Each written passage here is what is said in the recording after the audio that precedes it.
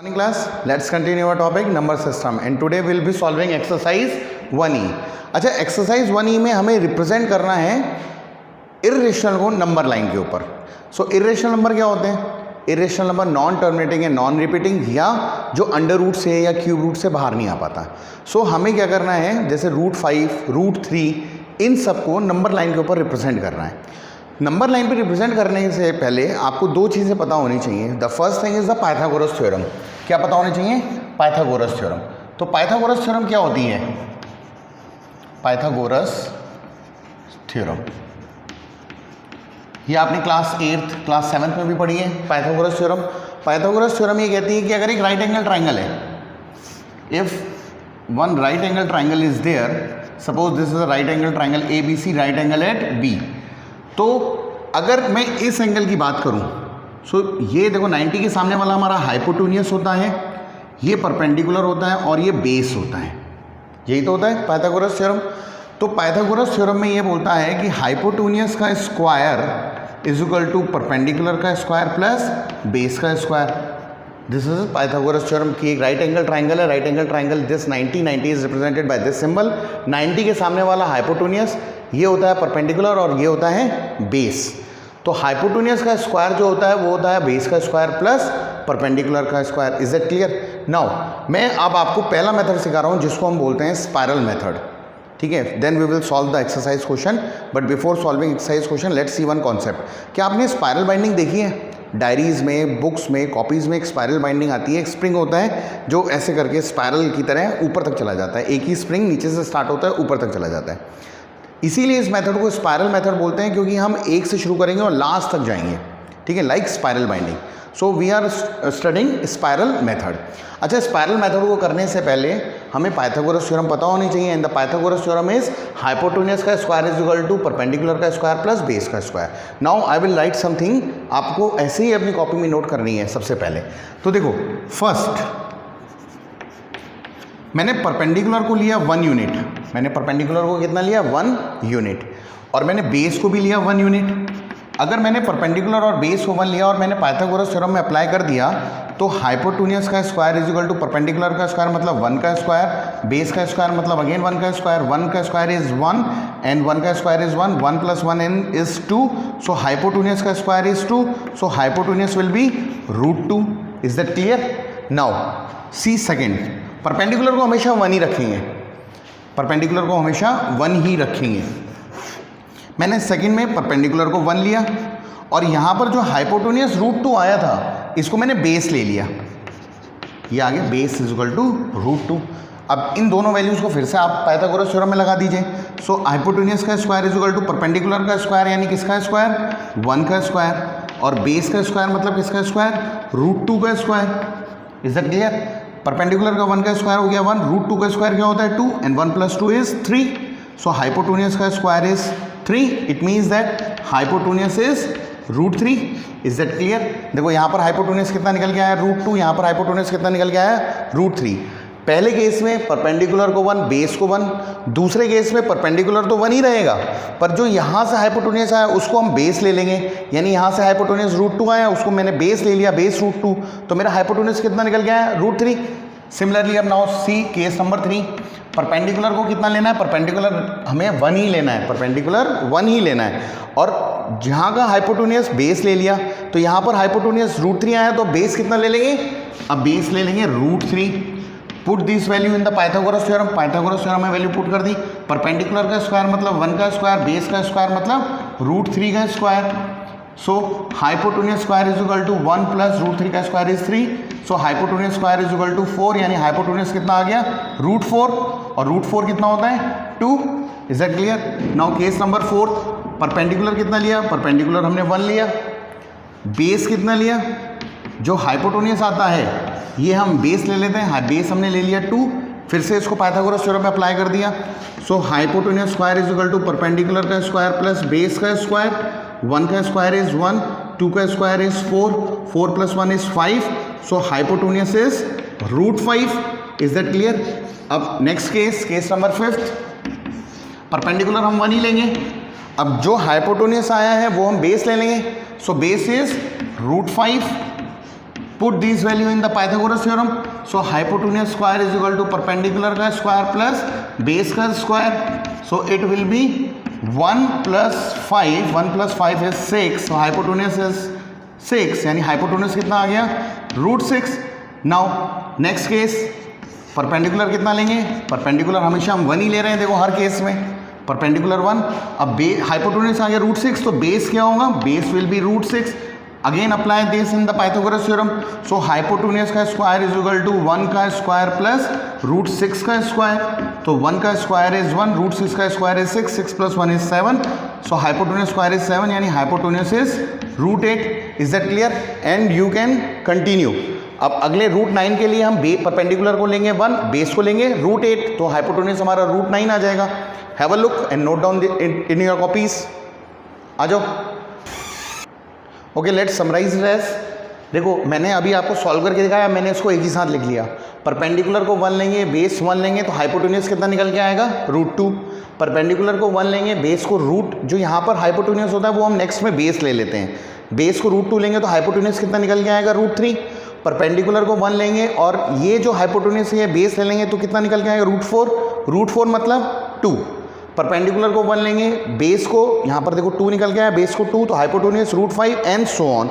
इस तरीके से आप इसको आगे बनाते चले जाएंगे. Is that clear? नाउ देखो दो चीज़ें अब आपको सीखनी है. In the previous classes you have learn how to make a 90 degree angle. Suppose मैंने एक लाइन बनाई और मैंने आपसे पूछा कि आप इस पर 90 डिग्री बना सकते हो इस पॉइंट पर, तो आप कहोगे हाँ सर बना सकते हैं. कैसे? With the help of a compass, not with the help of a protractor, with the help of a compass. आप अपने कंपास की नीडल को यहाँ रखेंगे और एक आर्क बना देंगे, ठीक है? और जिस आर्क, कोई भी डायमेंशन का कोई भी एक आर्क बना दिया आपने, कंपास की नीडल को रखा, ऐसे आर्क बना दिया. अब विदाउट चेंजिंग द मेजरमेंट आप अपने कंपास को हटाएंगे, नीडल को यहाँ रखेंगे, पहला कट यहाँ लगाएंगे, ठीक है? फिर यहाँ रख के नीडल को दूसरा कट लगाएंगे, फिर यहाँ से एक कट ऊपर लगेगा और यहाँ से एक कट और लगेगा. इन दोनों का जो इंटरसेक्शन पॉइंट होगा उसको जब नीचे ज्वाइन कर देंगे, this will make your 90 degree angle. Is that clear? ये 90 डिग्री होना चाहिए. अच्छा, एक होता है लाइन और एक होता है लाइन सेगमेंट. इन दोनों में फ़र्क पता है क्या है? Line segment is of finite length, यानी मैंने बोला 2 centimetre 3 centimetre, where as a line is infinite. ठीक है? तो हमें ये बनाना है ऑन द नंबर लाइन, यानी we will use this line, not line segment. कई वीडियोस में, इनफैक्ट कई बुक्स में उसको लाइन बना रखा है, लाइन सेगमेंट की जगह लाइन बना रखा है. So it will be a line, we will prefer this one. अच्छा, moreover first have a look at this. Okay class, आप सब लोगों के पास ये स्केल होगा. स्केल में एक तरफ होता है सेंटीमीटर और एक तरफ होता है inch. So we will prefer the inch side. हम लोग इंच साइड से प्रेफर करेंगे, क्योंकि अगर मैं 1 और 1 सेंटीमीटर बनाऊंगा बहुत छोटा छोटा बन जाएगा, उसमें 90 डिग्री बनाना पॉसिबल नहीं है. So we will prefer the inch side of a scale, of a ruler. हम क्या लेंगे? इंच वाली साइड को लेंगे और फिर हम आगे कंटिन्यू करेंगे. और हम उसको इंच नहीं लिखेंगे, हम उसको यूनिट को 1 यूनिट, 1 इंच को 1 यूनिट प्रेफर करेंगे. Is that clear? Now let's see the spiral method. हम इसको बनाते हैं, ठीक है? स्पायरल मेथड से हम √2 बनाते हैं नंबर लाइन पर. तो हमारा क्वेश्चन है represent √2 on the number line, then √3 on the number line, then √5, √6, √7, √8 and so on. मैं इन सबको एक ही में बना रहा हूँ और उसको मैं बोल रहा हूँ spiral method. Is that clear? तो देखो, सबसे पहले हमें एक लाइन बनानी है, नंबर लाइन. ये मैंने एक लाइन बना दी. Is that clear? अब यहाँ पर मैंने इसको ले लिया 0 और जो हमारा स्केल है इसमें 1 यूनिट यानी 1 इंच के हमने कट लगा दिए. तो ये हो गया, देखो 1, ये हो गया 2, ये हो गया 3 एंड सो ऑन.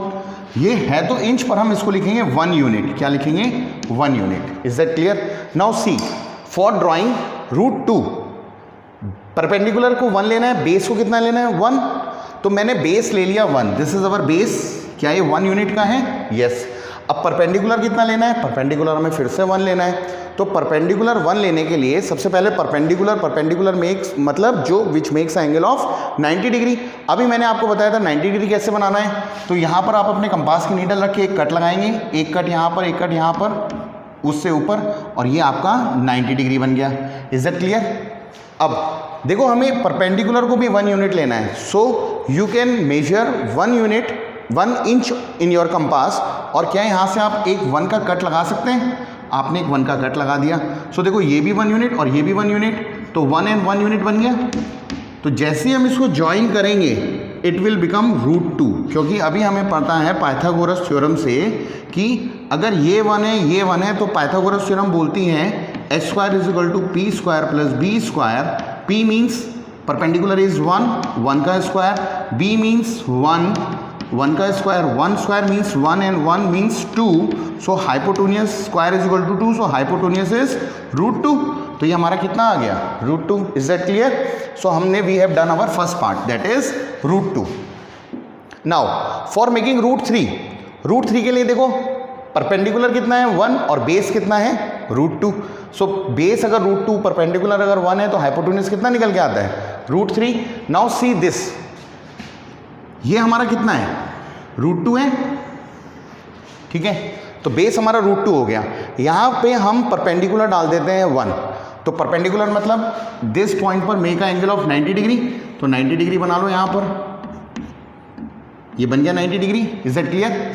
अब कितना लेना है 1 यूनिट। सो मार्क अपने कंपास में आप 1 इंच लीजिए और यहाँ से एक कट लगाइए। So this is 1 unit. When I join this point two this point, तो देखो ये हो गया √2 और ये हो गया 1। तो अगर हमें पता है कि राइट एंगल ट्राइंगल में base is √2 and perpendicular is 1, तो हाइपोटेन्यूस पाइथागोरस थ्योरम लगा दो, हाइपोटेन्यूस स्क्वायर = √2 का स्क्वायर प्लस 1 का square. So √2 square is 2 and 1, 2 + 1 is 3, so hypotenuse square is 3, यानी हाइपोटेन्यूस कितना आ गया इट इज √3। सो ये वैल्यू कितनी निकल के आ जाएगी, दिस वैल्यू इज √3। तो हमने ये भी बना लिया अपना √3। Now for making hypotenuse = 2, base को कितना होना चाहिए √3, परपेंडिकुलर को कितना होना चाहिए 1। तो बेस तो हमारा देखो √3 है, क्या यहाँ पर 1 परपेंडिकुलर बना लें 90 डिग्री। Is that clear? मैंने 90 डिग्री बना दिया यहाँ पर, और यहाँ पर फिर से मैंने अपने कंपास से 1 यूनिट का कट लगा दिया। तो देखो ये बेस हो गया √3 और परपेंडिकुलर हो गया 1। जैसे मैंने इससे इसको ज्वाइन किया इट विल बी √4। कितना आ जाएगा √4। √4 मीन्स 2। सो ये हमारा कितना आ गया √4 means 2। Now for making √5, base कितना होना चाहिए 2।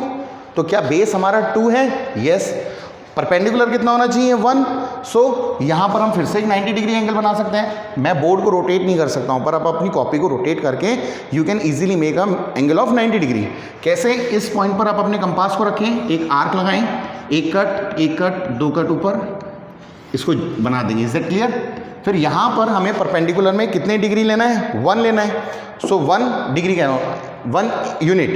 सो यहाँ से 1 यूनिट का आप एक कट लगा दीजिए, it will be 1 unit. When you join this from this point, तो देखो base is 2, perpendicular is 1, base is 2, perpendicular is 1, so it will make a √5। ये आपका √5 बन जाएगा। फिर √5 से अगर √6 बनाना है तो √6 बनाने के लिए यहाँ से फिर से एक 90 डिग्री का एंगल बनाइए, उसमें 1 का मेजर कर लीजिए। सो √5 and 1 विल मेक √6। इससे जब इसको ज्वाइन करेंगे तो ये √6 बन जाएगा। And similarly so on. So देखो एक के बाद दूसरा, दूसरे के बाद तीसरा, तीसरे के बाद चौथा, and so on. Therefore it is called as a spiral method. Spiral binding की तरह होता है। Is that clear? Have a look.